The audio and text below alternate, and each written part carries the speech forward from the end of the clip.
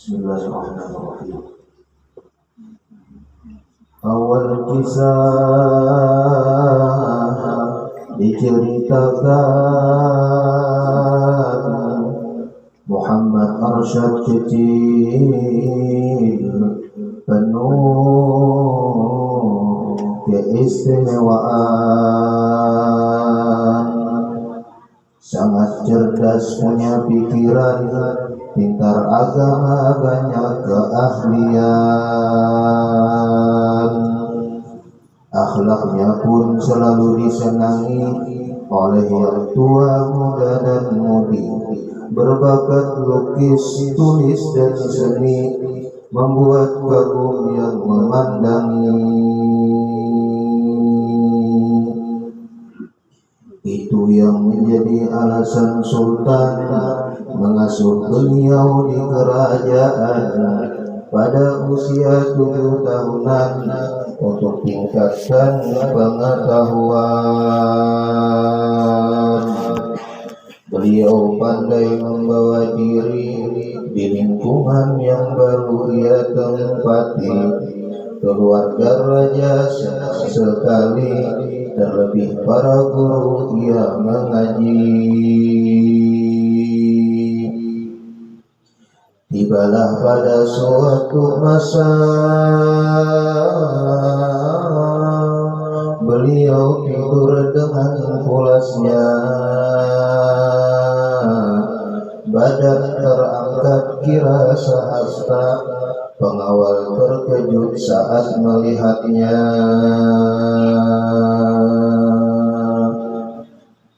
Tatkala kabar itu sampai ke Sultan, ia bersyukur kepada Tuhan, yakin anak ini pemimpin masa depan. Muhammad Arsyad lebih ia perhatikan. Muhammad Arsyad telah dikaruniai kelebihan yang tak tertandingi. Saat beranjak remaja sudah didapati malam Lailatul Qadar ia temui. Kepada Tuhan ia memanjat agar diberi ilmu yang bermanfaat bagi dirinya juga zuriat turun-temurun agar selamat. Beliau dikawinkan saat dewasa dengan Tuan Badut, itu namanya, perempuan solehah juga mulia yang sangat mengerti keadaannya. Sang suami bersyukur dan bahagia dapat istri taat berbakti padanya. Sang istri merasa sejuk jiwanya dapat pemimpin yang membimbingnya. Masa bulan madu belumlah pudar, masa kebahagiaan belumlah ladar. Beliau berazam juga bernazar pergi ke Makkah untuk belajar. Sebagai istri bisa dimengerti, izinkan suami ke tanah suci. Padahal saat itu ia hamil pertama kali, walaupun berat tetap dihadapi. Setelah sepakat mereka berdua, pada Sultan azam disampaikannya. Sultan kagum tergugah hatinya, lihat kebesaran jiwa dan ketabahannya. Ini tiba waktu keberangkatan, semua bersedih dan kehilangan. Mereka terima ini takdir Tuhan. Beliau pergi dengan niat kebaikan, tapi Tuhan bersifat rahman, kesedihan menjadi kebahagiaan. Istri yang ditinggalkan telah melahirkan Dinami Syarifah putri idaman. Hari-hari terus berjalan, jauh jarak ditempuh dan melelahkan, di laut berbadai topan, akhirnya sampai ke tujuan. Setiba beliau di Mekah, dia bersyukur kepada Allah. Niatnya belajar kian bertambah, sedikit pun tiada berubah. Kampung Samiyah jadi pilihan, tinggal di rumah Balian Sultan. Berhak Banjar kini masyhur sebutan, dijaga pelihara Syekh Ali Sulaiman. Di Masjidil Haram beliau mengaji, penuh semangat dan himmah yang tinggi. Bermacam bidang ilmu dipelajari dari ulama-ulama di tanah suci. Guru utama Muhammad Arsyad Al-Banjari, Syekh Athaillah bin Ahmad Al-Misri, Imamul Haramain Syekh Muhammad bin Sulaiman Al-Qurdi, dan Syekh Muhammad Saman Al-Madani. 4 guru terbanyak sangat beliau dapati, dari Syekh Muhammad Murtada bin Muhammad Az-Zabidi, Syekh Salim bin Abdullah Al-Misri, Syekh Said Sulaiman Al-Ahdal, dan Syekh Hasan bin Ahmad Al-Akasi. Adapun guru yang lain banyaklah lagi, Syekh Ahmad bin Abdul Mun'im Ad-Damanhuri, Syekh Siddiq bin Umar Khan Al-Madani, Syekh Abdullah bin Hijazi Asy-Syarqawi, Syekh Abdul Rahman bin Abdul Aziz Al-Maghribi, Syekh Abdul Rahman bin Abdul Mubin Al-Fatani, Syekh Abdul Ghani bin Syekh Muhammad Hilali, begitu juga Syekh Abid As-Sanadi, Syekh Abdul Wahab At-Tanbawi, Syekh Maulana Sayyid Abdullah Mirwani, Syekh Muhammad bin Ahmad Al-Jauhari, Syekh Muhammad bin Faqih Jamaluddin Al-Jihjawi. Adapun sahabat beliau saat di sana semua pecinta ilmu agama, yang termasyhur ada berlima. Syekh Abdul Samad Palembang di antaranya, dan Syekh Daud bin Abdullah bin Fatani, Syekh Abdul Rahman Al-Misri Al-Bantani, Syekh Abdul Wahab Al-Bugisi, juga Muhammad Saleh bin Umar As-Samarangi. Di Mekah belajar lebih seperempat abad, tidak kurang 35 pandan ilmu telah didapat, ilmu hadis dan ilmu akhirat, juga ilmu falak hingga ilmu saraf. Karena cerdas dan berakhlak mulia, beliau salah satu orang Jawi Indonesia, mengajar di Masjidil Haram sana dengan sebutan Syekh gelarnya. Banyaklah murid belajar padanya, berbagai bangsa, suku, juga negara. Semua tak membuat ia berbangga, bahkan mau menambah pengetahuannya. Musyawarahlah ia dengan sahabatnya, Syekh Abdul Samad itu namanya, hingga sepakat ke Mesir bersama dengan doa restu dari gurunya. Sebelum ke Mesir menuju Madinah, tempat terletak makam Rasulullah, tinggal di sana mengambil berkah agar pengetahuan jadi bertambah. Hingga mereka akhirnya mengaji pada seorang guru khalifah Nabi kutub di negeri itu sendiri, beliau Syekh Muhammad Saman Al-Madani. Khalwat sempat dilaksanakan, dipimpin langsung oleh Syekh Saman, mendapat ijazah dan kedudukan khalifah ranking pertama dia dapatkan. Saat Madinah mau ditinggal pergi, datanglah ulama Mesir yang masyhur sekali, Imamul Haramain Syekh Muhammad bin Muhammad Sulaiman Al-Qurdi, membawa Syekh Abdul Wahab Bugis dan Syekh Abdul Rahman Al-Misri. Kesempatan ini tidak disia-siakan oleh mereka yang haus pengetahuan, hingga sampai serangkai jadi berkawan, Imam Haramain menjadi keguruan.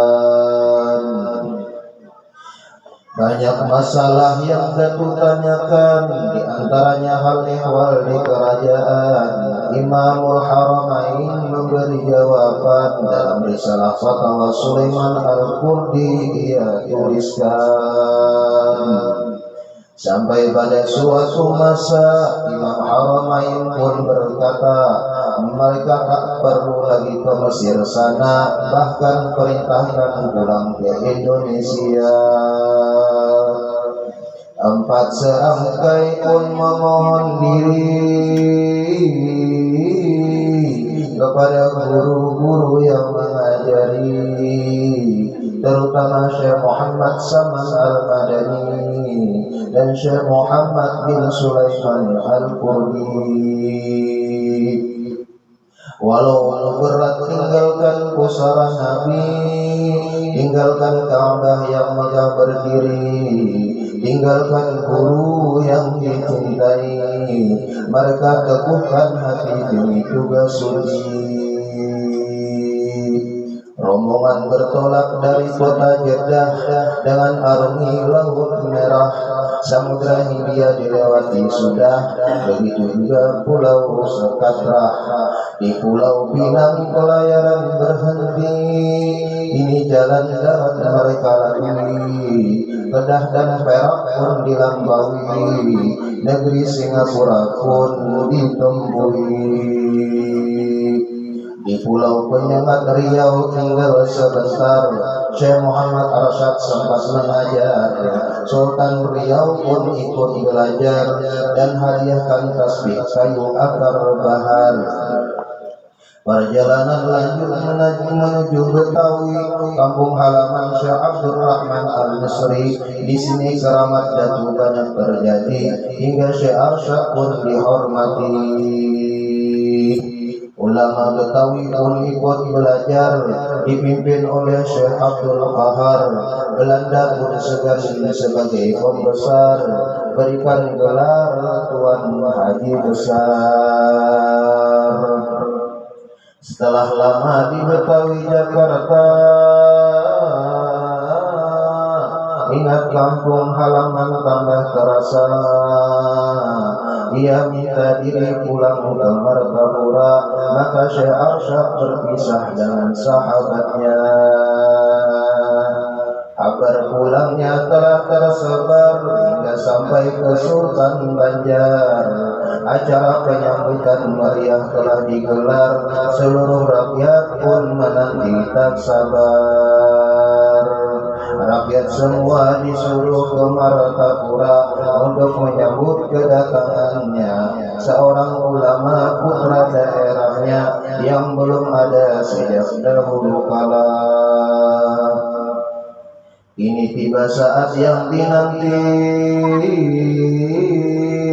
Syekh Muhammad Arsyad datang dengan sahabat sejati. Bulan Ramadan 1186 Hijri atau Desember 1772 Masehi.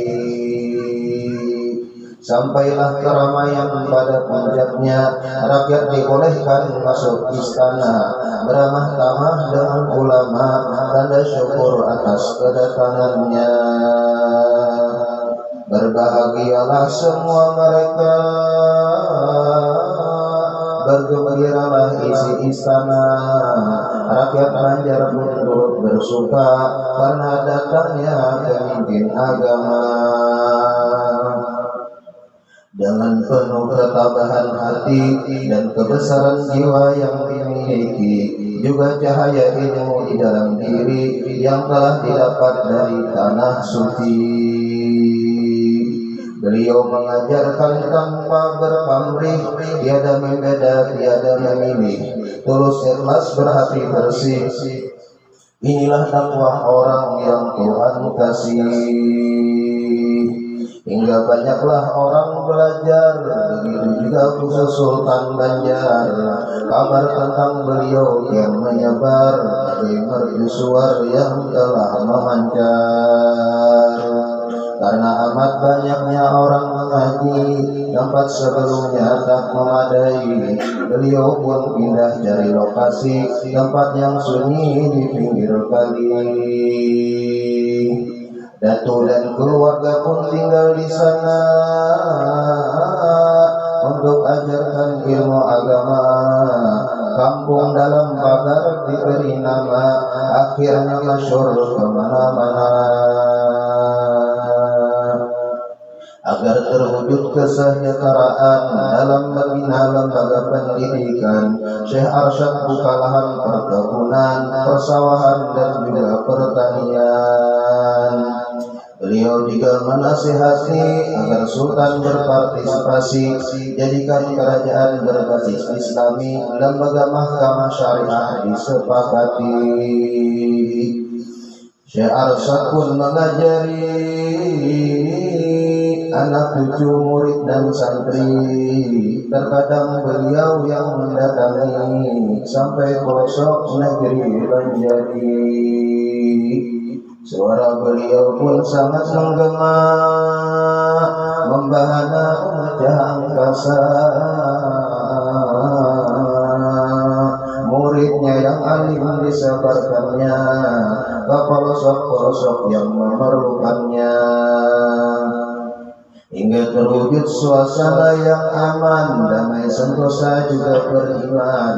Amal ibadah marak dilakukan, berkah strategi dakwah yang dilakukan. 40 tahun berlalu setelah datang mengaji ilmu dari Makkah dan Madinah lah, tentu Syekh Muhammad Arsyad menjadi guru. Selama itu beliau mengabdi, mengembang ilmu bermacam segi, utama tauhid bekalnya mati beserta amalan sehari-hari. Setelah 40 tahun lamanya beliau bekerja secara nyata, namun kiranya sudah biasa, segalanya tiada kekal adanya. Begitu pula kehidupan kita tidaklah kekal sebagai zatnya, akan tetapi sebagai makhluknya akan melewati pintu matinya. Demikian pula jaddina wa maulana Muhammad Arsyad sebagai makhluk yang punya jasad, menanti kadar di akhir hayat, karena itu sudah tersurat. Di masa Sultan Sulaiman Sa'dullah, Muhammad Arsyad pulang ke rahmatullah. Sultan dan rakyat merasa susah, kehilangan ulama yang terkenal sudah. Mengenai waktu hari yang nyata meninggalnya itu dalam cerita, bertepatan pada hari Selasa, waktu maghrib menjelang isya. Kalau meniti bulan dan tanggal 6 di bulan Syawal, dengan tahunnya sudah dihafal oleh anak cucu yang tertinggal. Mengenai tahunnya dalam sejarah, tahun 1227 Hijriah, 13 Oktober tepatnya sudah, tahun 1812 Miladiah. Pada saat menjelang kematian, seluruh keluarga yang menyaksikan semuanya berdoa kepada Tuhan agar rohnya sampai di hari Rohnya Umurnya yang suci telah kembali ke rahmatullah menghadap ilahi. Tinggal jasad muka berseri sebagai pertanda orang terpuji. Dikala beliau meninggal dunia, umurnya berjumlah 105 tahun Hijriah dasar hitungannya, tahun Arab hitungan Banjarnya. Kalau dihitung tahun miladiah 102 umurnya berjumlah. Setelah menderita sakit dan payah, akhirnya umurnya pun berakhirlah. Mula penyakit yang dirasakan ketika berada di kampung Pingaran, kemudian dibawa dan dibalikkan ke dalam pagar diistirahatkan. Muhammad Arsyad ketika hidupnya beramanat kepada anak cucunya apabila dia telah meninggal dunia agar dikuburkan di salah satu tempatnya. Pertama, wasiat yang diberikan jika waktu di musim hujan agar jenazah dapat dimakamkan di satu tempat di Kalampayan.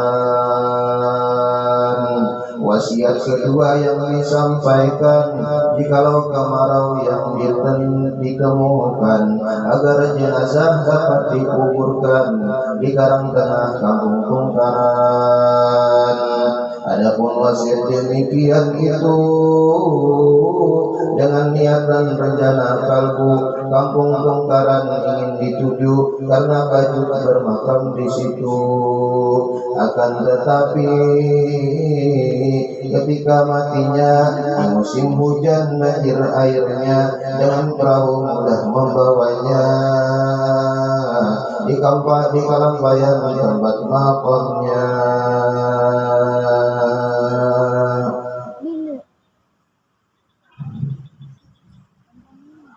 Sadati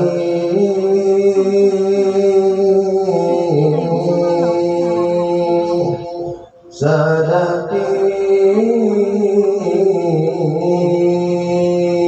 Sadati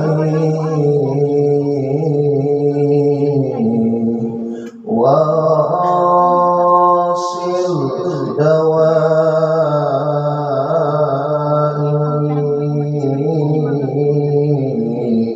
wa shifai.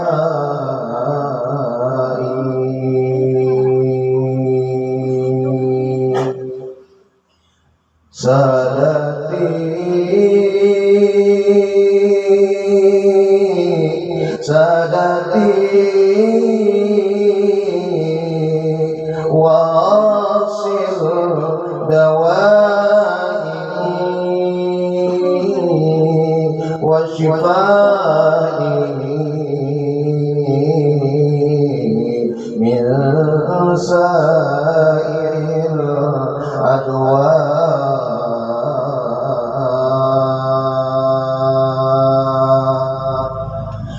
وصلنا أتى من الله لطف زال منا الضلال وكل عناء طلعة النور والجمال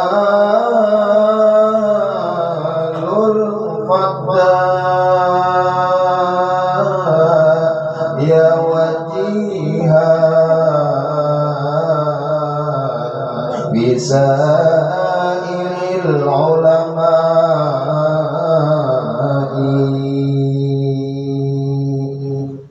والجمال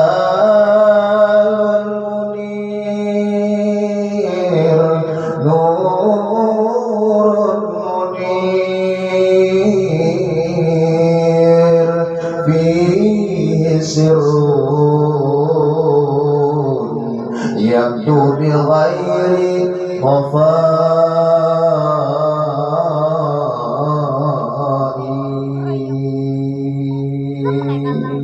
يا إمامي يا قوتي يا ملاذي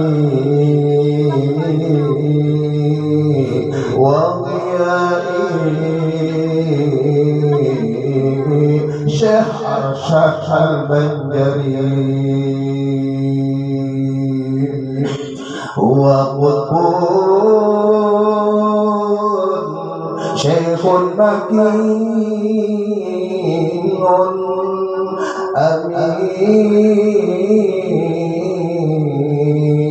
أمين حامد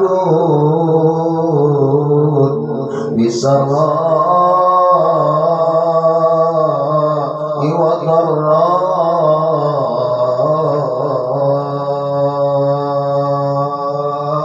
ربنا اشمل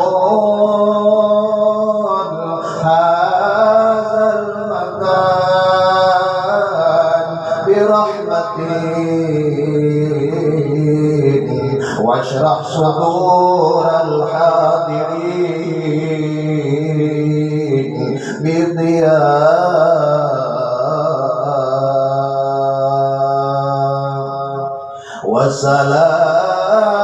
وسلام على الإمام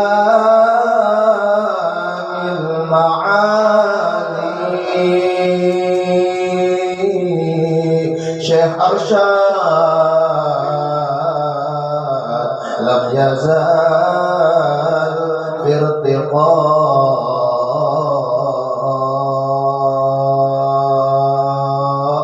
زاده الله زاده الله زاده الله رفعة وعلاء وهو عون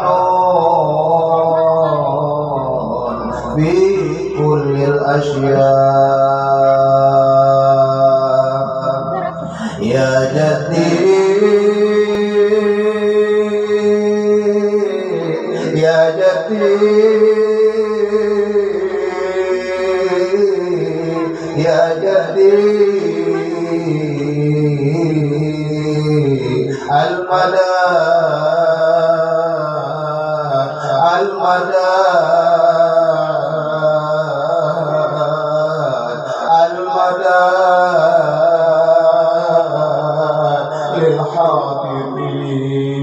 للحاضرين يا شيخ محمد Arsyad Al-Banjari pandanglah kami yang hadir malam ini ya Maulana Syekh Muhammad Arsyad Al-Banjari المدى المدى المدى